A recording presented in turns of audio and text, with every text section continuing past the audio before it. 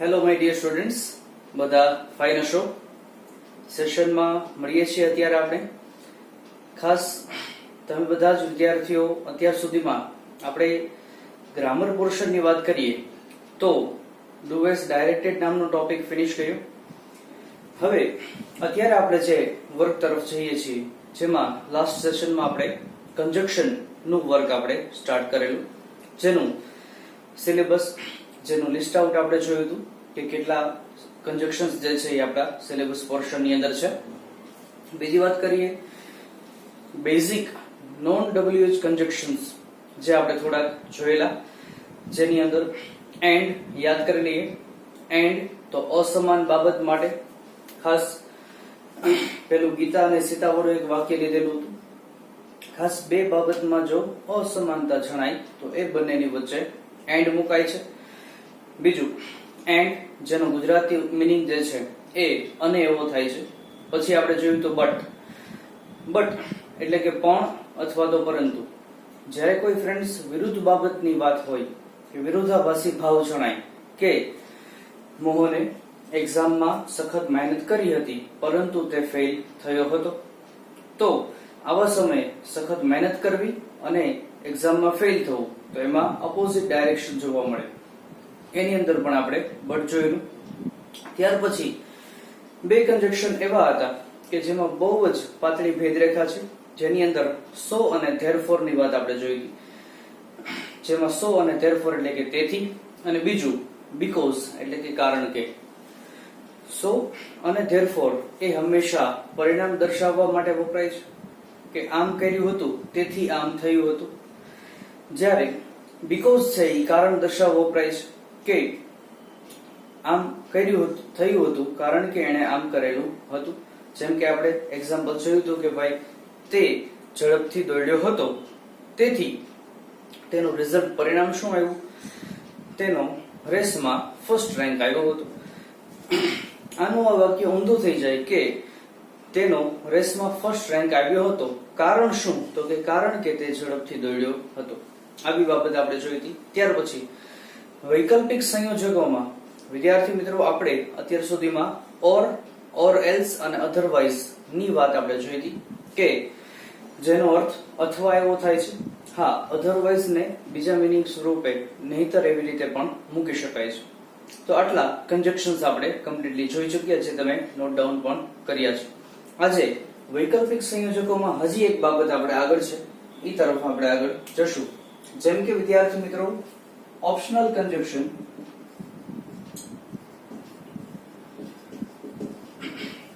વૈકલ્પિક સંયોજકોમાં ખાસ વિદ્યાર્થીઓ વાત કરીએ તો આવે છે એક તો આઈધર ઓર. ગુજરાતીમાં એનો અર્થ આ અથવા આ એવો થાય છે. આ અથવા આ એવી બાબત રેડ કરે છે. ત્યાર પછી બીજું આવે છે નાઇધર નોર, અથવા તો તેને બીજી રીતે પ્રોનાઉન્સિએશનમાં નીધર નોર પણ કહેવાય છે, જેનો અર્થ ગુજરાતીમાં બે માંથી એક પણ નહીં એવો થાય છે કે આઈધર ઓર, આ અથવા આ, નાઇધર નોર, બે માંથી એક પણ નહીં. એનો મતલબ કે આપણને ફ્રેન્ડ્સ ખ્યાલ આવે કે આઈધર ઓર હંમેશા હકારાત્મક ભાવ સૂચવે છે, પોઝિટિવ ડાયરેક્શન ની અંદર, જ્યારે નીધર નોર નકારાત્મકતા બાબત સૂચવે છે કે આઈધર ઓર હકાર ભાવ, નાઇધર નોર નકારનો ભાવ સૂચવે છે. કેવી રીતે? તો વાક્યો આવી રીતે હશે કે આઈ, એની બદલે આપણે કરતા લઈએ છીએ we, may go to Abu, next week કે અધર વર્ડ્સ આપ્યા હોય તો પણ ઓકે, અને we may go to Saputara. Ready? આમ એક દ્રષ્ટિએ જુઓ ને તો આ બે વસ્તુમાં વી મે ગો ટુ સમાન મળે, બરાબર? તો આવું ક્યાંક આપણે ભણ્યા હતા. યસ, એન્ડમાં પણ આવે ને કે we may go to Abu and Saputara. પણ આપણે લાસ્ટ લેક્ચરમાં વાત થઈ હતી ફ્રેન્ડ્સ કે એન્ડ અહીંયા મૂકો તો થાય એવું કે અમે આબુ અને સાપુતારા બંને જગ્યાએ જશું. જ્યારે આ અથવા આ એટલે કે અમે કાં તો આબુ જશું અથવા તો સાપુતારા જશું. આ બે માંથી એક બાબત રિલેટ કરે છે. કઈ રીતે સ્ટેટમેન્ટ ક્રિએટ થશે? તો આવી રીતે વાક્ય બને કે વી મે ગો ટુ, પછી પહેલો ઓપ્શન શું છે? આબુ. એની પહેલા મૂકી દેવાનું આઈધર. પહેલો ઓપ્શન આબુ, બીજા ઓપ્શન પછી મૂકવાનું તરત જ આગળ ઓર, અને બીજો ઓપ્શન સાપુતારા. રેડી? તો આવી રીતે બને કે we may go to either Abu or Saputara. Ready? અમે કાં તો આબુ જશું અથવા સાપુતારા જઈશું. આની આ વસ્તુ નેગેટિવમાં હોય તો શું થાય? તો આવી રીતના વાક્ય હશે કે we may not go to Abu અને we may not go to Saputara. કે અમે આબુ જઈશું નહીં, અમે સાપુતારા જઈશું નહીં. બેયમાં નકારાત્મકતાનો ભાવ સૂચવે છે મિત્રો. જોઈ શકો તમે નોટ એવું ઇન્ટ્રોડક્શન આપ્યું છે. તો આની અંદર કોમન બાબત આટલી છે કે we may not go to. Not not દૂર થઈ જાય એની બદલે નીધર નોટ લાગી જાય છે. તો આવી રીતના બનશે કે we may go to neither Abu nor Saputara. Ready? તો આમાં એક વસ્તુ તમે જોઈ હશે કે નકારાત્મક ભાવ દર્શાવતા શબ્દો નોટ અને નોટ દૂર થયા, એની બદલે નીધર અને નોર લાગી જાય છે. તો આ રીતના તમારું આ બાબત ક્રિએટ થાય છે. આ ખાસ આઈધર ઓર અને નાઈધર નોર બંને વૈકલ્પિકતા જ સૂચવે છે. ગુજરાતી આનું આવું થાય કે અમે કાં તો આબુ જઈશું અથવા સાપુતારા જઈશું.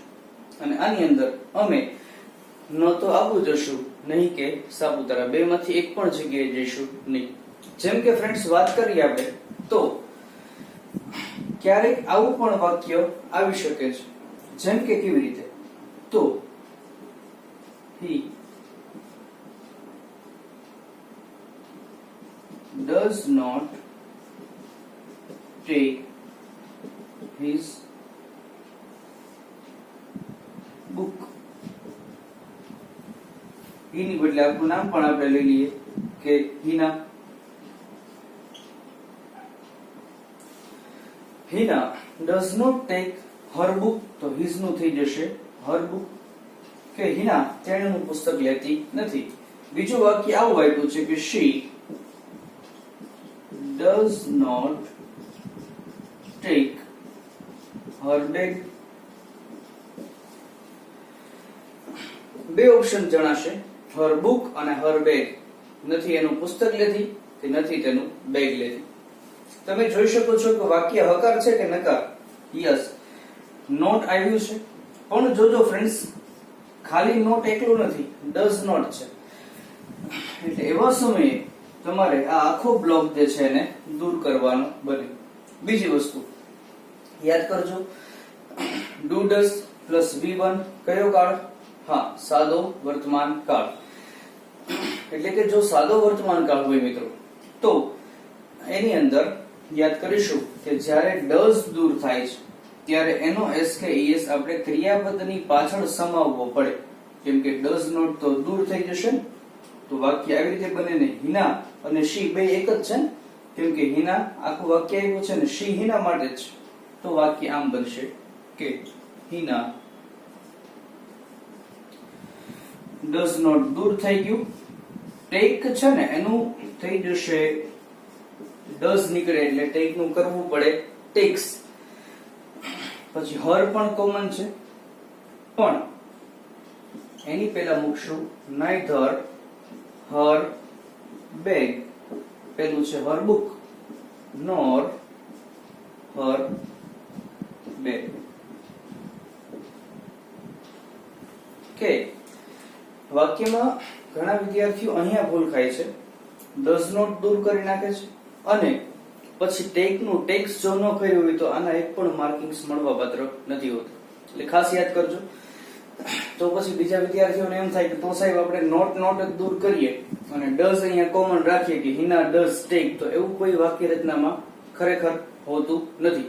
એટલે વાક્ય આવું બન્યું કે Hina does not take her book, એનું Hina takes neither her book nor bag અથવા તો નોર હર બેગ બંને રીતે ક્રિએટ કરી શકાય છે. બીજું, આમાં બોક્સ બે જગ્યાએ કરવાના થશે, આઈધર ઓર અને નીધર નોર માં પણ તમારે બોક્સ કરવાના રહેશે. રેડી? તો આ રીતે તમારું વૈકલ્પિક સંયોજકમાં આ મેક્સિમમ પૂછાય છે. જો આવા પ્રકારના વાક્યો પૂછાય તો આપણે નસીબ સારું, પણ મેજરલી આ નથી હોતું, આવા પ્રકારના જ વાક્યો પૂછાતા હોય છે. હા, આમાં એક કહી દઉં, ધારો કે અહીંયા ડઝ ની બદલે અહીંયા આપ્યું છે ડીડ, તો શું કરવાનું? ડીડ નોટ આપ્યું હોય, એમ કીધું હોય કે Hina did not take her book, તો આ પણ દૂર થાય અને ડીડ નો જે ટેન્સ છે એ ટેન્સ ને તમારે અહીંયા આગળ ટેક માં મેન્ટેન કરવું પડે. ટેક નું તમારે V2 કરવું પડે, ટુક. તો એવા સમય એવું થાય કે હિના ટુક neither her book nor bag. આમ જે ટેન્સમાં વાક્ય આપ્યું છે એ ટેન્સ ની અંદર ચોક્કસપણે એ વાક્યને મેન્ટેન કરી અને રિલેટ કરવાનું બને છે. Ready friends? તો વિડિયોને પોઝ કરો, સ્ક્રીનશોટ લ્યો અને લખી નાખો ફ્રેન્ડ્સ. Ready, go. ત્યાર પછી વિદ્યાર્થીઓ ખાસ વાત કરીએ તો વૈકલ્પિક સંયોજકો, જેમાં આપણે ઓર એલ્સ, અધરવાઇઝ, આઈધર ઓર અને નાઇધર નોર, આ 5 કેટેગરી છે. હવે ત્યાર પછી એક વિરોધાભાસ દર્શાવતું કન્જક્શન જે આપણે જોયું છે, બટ એની જ જેવું કન્જક્શન્સ તરફ આજે આપણે આગળ જવું છે. જેમ કે વાત કરીએ ફ્રેન્ડ્સ, એક કન્જક્શન આવે છે યેટ. યેટ એટલે કે ગુજરાતીમાં તેનો અર્થ આમ હજુ સુધી એવું પણ થાય અને છતાં પણ એવું પણ થાય છે. હજુ સુધી અથવા તો છતાં પણ, જે હંમેશા વિરુદ્ધ બાબત માટે વપરાય છે.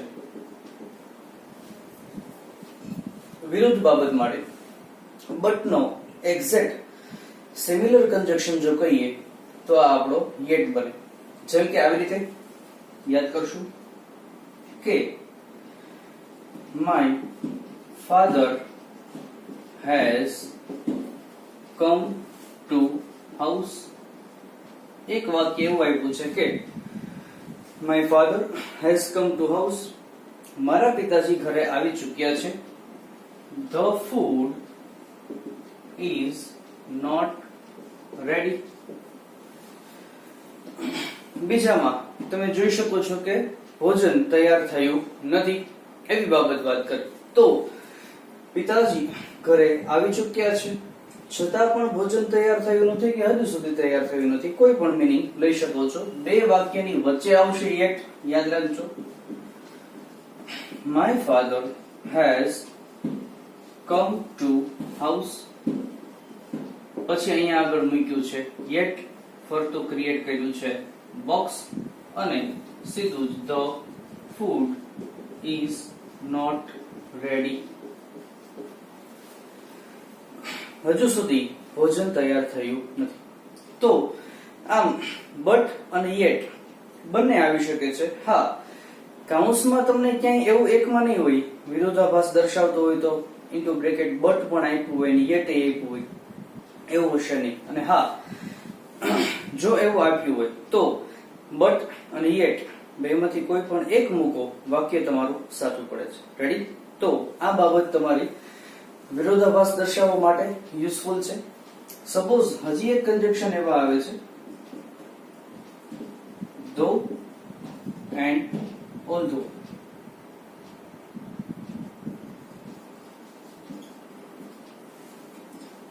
આનો અર્થ પણ ગુજરાતીમાં છતાં પણ એવો થાય છે, જે હંમેશા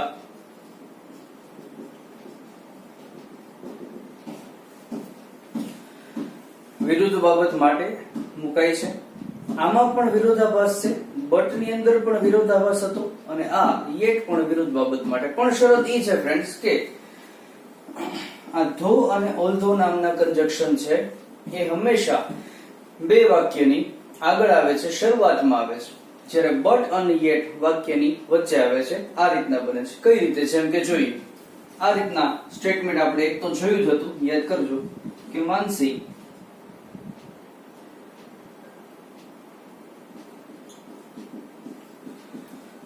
worked hard in her exam. પછી બીજું વાક્ય, she failed in it. આવું એક વાક્ય આપણે બટમાં જોયું હતું કે માનસીએ તેણીની એક્ઝામમાં સખત મહેનત કરી હતી, તેણી ફેલ થઈ હતી. વિરોધાભાસ છે.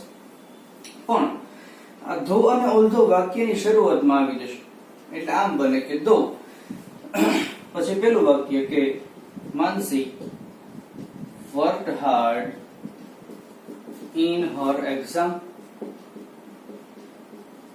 બે વાક્યની વચ્ચે અલ્પવિરામ આવશે. she failed in it. આમ ધો છે એ અથવા તો ઓલ્ધો મૂકો, બે આગળ યુઝફુલ બને છે. આ ધો અને ઓલ્ધો વાક્યની અંદર એનું સ્થાન જે છે સ્ટાર્ટિંગમાં છે, પણ બોલાય છે વચ્ચે કે માનસી સખત મહેનત એક્ઝામમાં તેણીની એક્ઝામમાં કરી હતી, છતાં પણ તે ફેલ થઈ હતી. રેડી? એટલે આ ધો છે એ મુકાય પહેલા પણ બોલાય બંનેની વચ્ચે.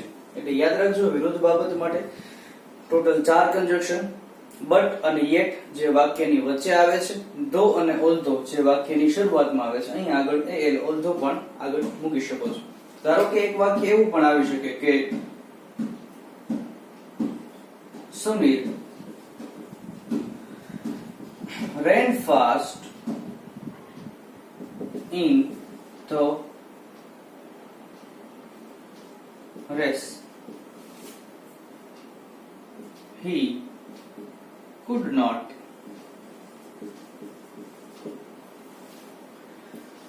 win it. કે સમીર રેસમાં ઝડપથી દોડ્યો હતો, તે રેસ જીતી શક્યો ન હતો. તો ઝડપથી દોડે તો જીતી શકે અથવા તો રેન્ક પણ આવે. આમાં એવું થયું નથી, વિરુદ્ધ બાબત છે. જેમ કે સ્ટાર્ટિંગમાં આપણે ધો મૂકીએ, ધો Sameer ran fast in the race. બે વાક્યની વચ્ચે અલ્પવિરામ આવશે અને પછી તરત જ બીજું વાક્ય કે he could not win it. તે જીતી શક્યો ન હતો. આની વચ્ચે બોક્સ.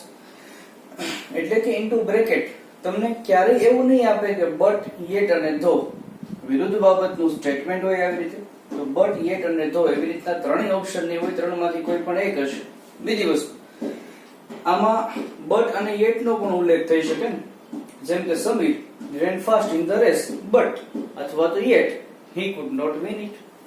તો બટ અને યેટ આ બેમાં વચ્ચે આવે, ધો અને ઓલ્ધો વાક્યની શરૂઆતમાં આવે. આ ખાસ યાદ રાખજો. આ કન્જક્શન ખાસ તમને કરેક્ટિંગ ધ એરર કરીને એક પોર્શન આવે છે, આપણે ટોપિક આવે છે, એની અંદર પણ આવશે, ત્યારે આપણે વિગતે વાત પણ જોઈશું. ખાસ અત્યારે વિડીયોને તમે પોઝ કરો, સ્ક્રીનશોટ લ્યો અને લખી નાખો રેડી ગો. હવે વિદ્યાર્થી મિત્રો, ત્યાર પછી અત્યારમાં આપણે વૈકલ્પિક સંયોજકો જોયા અને ત્યારબાદ વિરુદ્ધ બાબતની અંદર ક્યાં ક્યાં પ્લેસમેન્ટ ફરે છે કન્જક્શન્સનું. જેમ કે બટ અને યેટ બે વાક્યની વચ્ચે આવે, ધો અને ઓલ્ધો વાક્યની શરૂઆતમાં આવે. એવું જ શરૂઆતમાં આવતું એક કન્જક્શન હવે આપણે જોઈ રહ્યા છીએ. જેમ કે name of the conjunction is if. મિત્રો, આપણે જ્યારે કન્જક્શન નું લિસ્ટ આઉટ કર્યું ત્યારે ઇફ અને અનલેસ વિશેની બાબત જોઈ હતી. ઇફ નો અર્થ ગુજરાતીમાં જો તો એવું થાય છે કે જો આમ કરો છો તો આમ થશે, આવું સૂચવવા માટે જે વપરાય છે ત્યારે એમાં ઇફ નું ઇન્ટ્રોડક્શન થતું હોય છે. એટલે કે જો આમ તો આમ થશે. આ ઇફ અને અનલેસ જે છે એ શરત દર્શાવવા માટે તેનો યુઝ થાય છે. એટલે કે જ્યારે બંને વાક્ય વચ્ચે કોઈ શરત દર્શાવી છે તેવા પ્રકારનો ભાવ હોય ત્યારે ઇફ અથવા તો અનલેસ નો યુઝ થાય છે. જેમ કે કેવા પ્રકારનું વાક્ય આવશે તો એવું એક વાક્ય છે કે Hina works hard in her life. એક સ્ટેટમેન્ટ એવું છે કે હિનાએ તેણીના જીવનમાં સખત મહેનત કરે છે.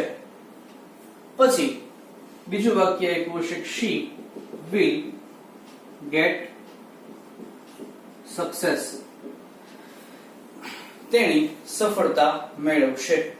આવી બાબત વાત કરે છે કે પહેલું વાક્ય એવું કીધું છે કે હિના તેણીના લાઈફમાં સખત મહેનત કરે છે.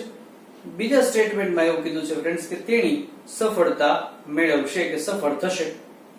તો આમાં શરત નો ભાવ દર્શાવ્યો છે. તમે જોયું હોય તો કે સખત મહેનત કરવી, જો સખત મહેનત કરે છે તો સફળતા મેળવશે.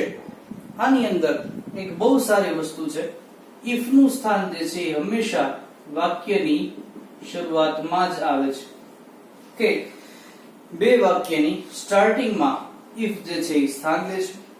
બીજું, આ ઇફ ની અંદર પહેલું વાક્ય એમનેમ કે if Hina works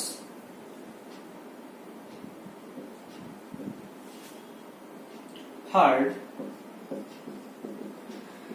in her life, પછી અલ્પવિરામ અને ત્યારબાદ she will get success. આ બંને વાક્યોમાં if નું સ્થાન હંમેશા આગળ આવશે. બીજું, બે વાક્યની વચ્ચે અલ્પવિરામ કરવાનું ભૂલવાનું નહીં. એક ખાસ બાબત, if વાળું વાક્ય છે એમાં બે વાક્ય મળશે. બંને વાક્યમાં વાત કરીએ તો પહેલું વાક્ય સાદા વર્તમાન કાળથી હોય છે અને જ્યારે તેનું બીજું વાક્ય હંમેશા સાદા ભવિષ્યકાળમાં જણાય છે. એટલે કે પહેલું વાક્ય સિમ્પલ પ્રેઝન્ટ ટેન્સ તમે જોઈ શકો છો ક્યાં મળે છે, વર્ક્સ મળે છે. અથવા તો V1 પણ હોય, અહીંયા યુ કે ધે હોય તો પહેલું વાક્ય સાદા વર્તમાન કાળનું હોય, બીજું વાક્ય સાદા ભવિષ્યકાળનું જણાય છે. એવી જ રીતે આ પેટર્ન ભૂતકાળમાં પણ હોતી હોય છે. જેમ કે આ પાસ્ટમાં કઈ રીતે ક્રિએટ થાય છે તો ઇફ તો વાક્યની શરૂઆતમાં આવશે, પછી સબ્જેક્ટ આપ્યો હોય તમને હિના, વર્ક્સ ની બદલે તમને આપશે હેડ વર્કડ. તમે જોઈ શકો છો હેડ પ્લસ V3 એટલે કે કયો કાળ થાય? જો હેડ પ્લસ V3 હોય તો એ પૂર્ણકાળ રિલેટ કરે છે. એટલે કે if Hina had worked hard in her life. પેલું વાક્ય આવી રીતે આપ્યું છે કે જો એમાં had plus V3 મળે તો બીજા વાક્યમાં પણ તમારે તેનું ભૂતકાળનું રૂપ મેન્ટેન કરવું પડે. તો કેવી રીતે? તો તેની અંદર she will નું ભૂતકાળ થઈ જશે would, પછી આવી જાય છે have અને get નું V3 થઈ જાય છે got. ફરીથી સમજી ગયો, જો આગળના વાક્યમાં had plus V3 જોવા મળે તો પછીનું બીજું સ્ટેટમેન્ટમાં હંમેશા would આવશે, કમ્પલસરીલી have અને જે વર્બ આપ્યું છે એનું V3 got અને પછી જે સક્સેસ આપેલું છે તે લખાઈ જશે. રેડી? ગુજરાતી એમ થાય કે જો હિના તેણીના જીવનમાં સખત મહેનત હિનાએ કરી હોત અથવા તો કરી ચૂકી હોત તો તેમણે અથવા તો તેણીએ સફળતા મેળવી હોત. આની અંદર ગુજરાતી કેવું થાય કે જો હિના તેણીના લાઈફમાં સખત મહેનત કરે છે તો સફળતા તેણી મેળવશે. અને આમાં શું થાય કે જો આમ કર્યું હોત તો આમ થયું હોત. રેડી? તો આ વર્તમાન કાળમાં આવી રીતના અને ભૂતકાળમાં આ રીતે યાદ એટલું રાખવાનું કે ઇફ નું સ્થાન જે છે એ હંમેશા વાક્યની શરૂઆતમાં આવે, બે વાક્યની વચ્ચે અલ્પવિરામ આવશે. પહેલા વાક્યમાં યા તો V1 હોય અથવા તો વર્બનું S અથવા તો ES નું ફોર્મ હોય. તો પછીનું જે વાક્ય છે એમાં શેલ વિલ પ્લસ V1 જણાશે. જો અહીંયા હેડ પ્લસ V3 હોય તો શેલ વિલ એનું થઈ જશે વુડ, પછી હેવ અને V3.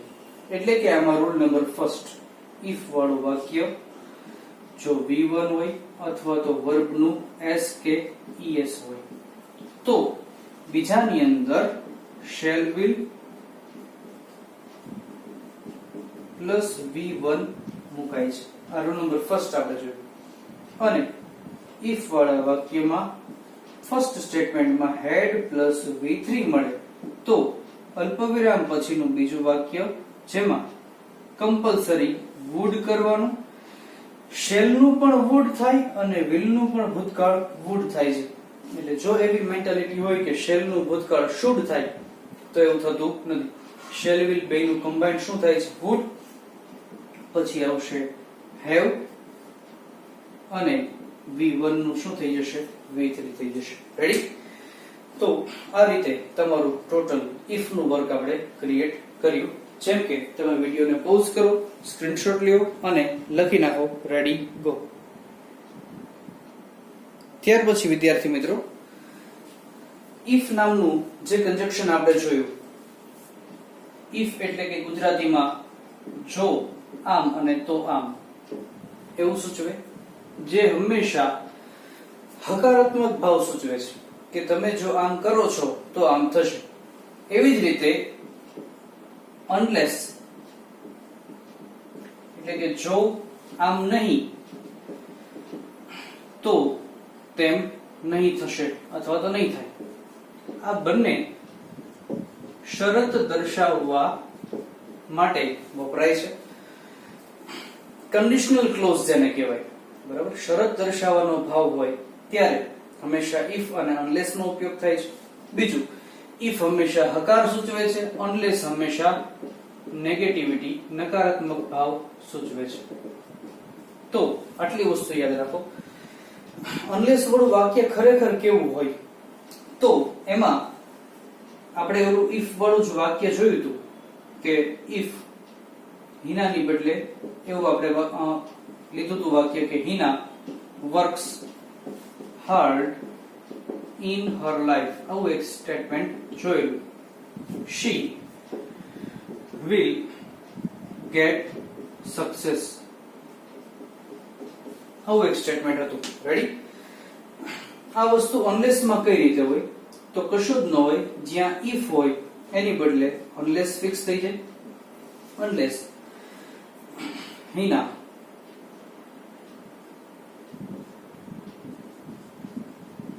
વર્ક્સ હતું અહીંયા આગળ, works hard in her life. Statement આવું થયું કે જો હિના તેણીના જીવનમાં સખત મહેનત નથી કરતી તો તમને બીજો એવો પ્રશ્ન થાય કે સાહેબ તમે અહીંયા મહેનત નથી કરતી એવું બોલ્યા તો ક્યાંય નોટ કે એવો ઉલ્લેખ તો છે નહીં. તો ખાસ આ નોટ નો સમાવેશ અનલેસ જે કન્જક્શન છે તેમાં થઈ જાય છે. આપણે કેમ કહીએ કે એબલ તો સક્ષમ, એનો ઓપોઝિટ અનેબલ તો અસક્ષમ.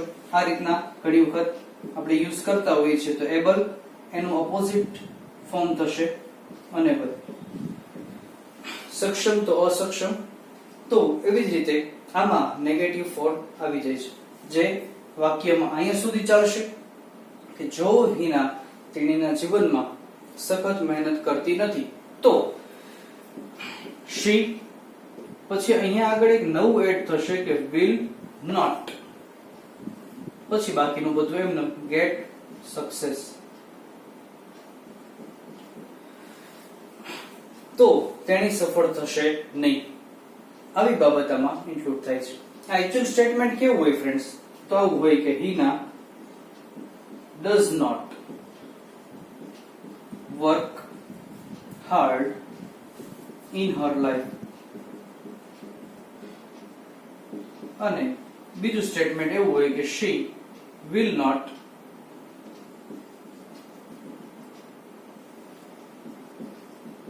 get success. તમે જોઈ શકો છો કે બંને વાક્યમાં નકારાત્મકતા છે કે Hina does not work hard in her life. તો હિના તેણીના જીવનમાં સખત મહેનત કરતી નથી, તેણી સફળ થશે નહીં. શરતની બાબત અહીંયા જણાય છે. does not છે એ નીકળીને શેમાં જતું રહેશે? unless માં જતું રહેશે. અને does not SKESE વર્કમાં તમારે અહીંયા એડ કરવો પડે. તો આ રીતના ક્લિયર થાય છે. જો અહીંયા આગળ did હોય, did not હોય તો વર્ક કરવાનું થાય, બરાબર. had not હોય તો કઈ રીતે? જેમ કે જોઈએ, આ જ વસ્તુ ભૂતકાળમાં આવી રીતે બને કે unless એમનું એમ કરતા છે હિના had worked hard, આવી રીતે બનશે. had not આપ્યું હોય તો ઈ શેમાં? not ખાલી નીકળી જાય, unless માં આવી જાય. had એમ નામ રહેશે plus V3 work hard in her life. આટલું સ્ટેટમેન્ટ ફિક્સ થાય, બરાબર. કે જો હિના તેણીના જીવનમાં સખત મહેનત કરી ચૂકી ન હતી અથવા તો નથી કરતી, તો બીજાની અંદર યાદ કરજો, હમણાં આપણે એક રૂલ જોયો કે હેડ પ્લસ V3 આવે તો બીજા વાક્યમાં સબ્જેક્ટ she મુકાય, પછી will નું ભૂતકાળ થઈ જાય would, ફરજિયાત આવી જાય had, have આવી જશે, પણ નકાર છે એટલે શું લાગી જશે? not. ફરીથી સમજીએ. જો આગળના વાક્યમાં અહીંયા તમને ભૂતકાળ જણાય તો will નું થઈ જાય would, નકાર માટે not, have અને V1 નું થઈ જશે V3 got, અને સક્સેસ એ રીતના લાગી જશે. ક્લિયર થયું મિત્રો? કે જો આગળ had પ્લસ V3 હોય તો અહીંયા આગળ would, have પ્લસ V3, પણ જો unless હોય તો એમાં not એડ કરવું પડે. ખાલી યાદ એટલું રાખો, if હકાર માટે જેમાં બીજા વાક્યમાં ક્યાંય not આવતું નથી, જ્યારે unless હોય તો એ જ માં બીજા વાક્યમાં not નો ઉલ્લેખ થાય છે. પહેલા વાક્યમાં you and on એવું આપ્યું છે, ઈ નેગેટિવ છે, બીજામાં will not નેગેટિવિટી ઇન્ફોર્મ કરે છે. રેડી? તો આ રીતે ફ્રેન્ડ્સ તમારું if અને unless નું વર્ક તમે જોયું. તમે સ્ક્રીનશોટ લ્યો અને આ વર્ક લખી નાખો. Ready, go. ત્યારબાદ વિદ્યાર્થી મિત્રો, if અને unless નું વર્ક આપણે જોયું. બોર્ડની અંદર તમને આ સ્ટેટમેન્ટ જો આવું પૂછાય તો બરાબર ધ્યાનથી સમજો. આવું એક વાક્ય આપ્યું છે કે they invite me for dinner. Gujarati કરો કે they invite me for dinner, તેઓ મને ડિનર માટે આમંત્રિત કરે છે. બીજું સ્ટેટમેન્ટ I will અથવા તો shall go there, હું ત્યાં જઈશ. આવી બાબત વાત કરી. પહેલી બાબત, they invite me for dinner, તેઓ મને ડિનર માટે આમંત્રિત કરે છે, હું ત્યાં જઈશ. તમે જોઈ શકો છો કે પહેલું વાક્ય સાદા વર્તમાન કાળનું છે, બીજું વાક્ય સાદા ભવિષ્યકાળનું છે, અને બંનેમાં શરતનો ભાવ છે. સપોઝ તમને આની અંદર ઇન્ટુ બ્રેકેટ આપ્યું છે if, unless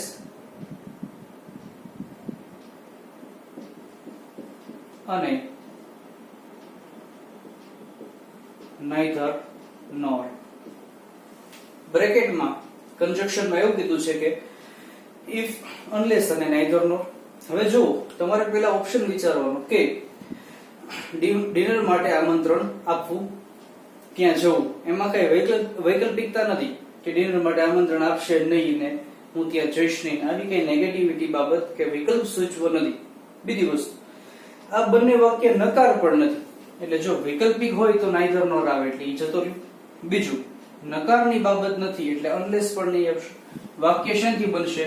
વેલ, if થી બનશે. કેવી રીતે? તો if થી વાક્ય બનાવવું બહુ સહેલું. વાક્યની શરૂઆતમાં if મૂકી દો, પછી બાકીનું બધું એમને they invite me for dinner. Gujarati એવું થાય કે જો તેઓ મને ડિનર માટે આમંત્રિત કરે છે, તો પછી બીજું વાક્ય I will go there.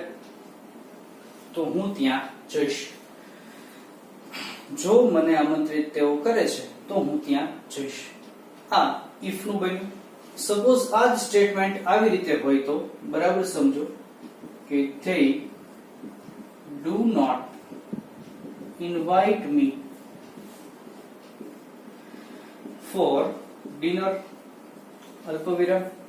અથવા તો બીજું સ્ટેટમેન્ટ આવું છે કે I will not go there.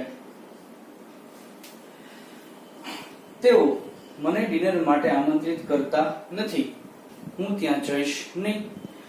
બંને વાક્યમાં તમે જોશો નકારાત્મકતા સૂચવે છે અને છતાંય શરતનો ભાવ છે કે જો તેઓ મને આમંત્રિત કરતા નથી તો હું જઈશ નહીં.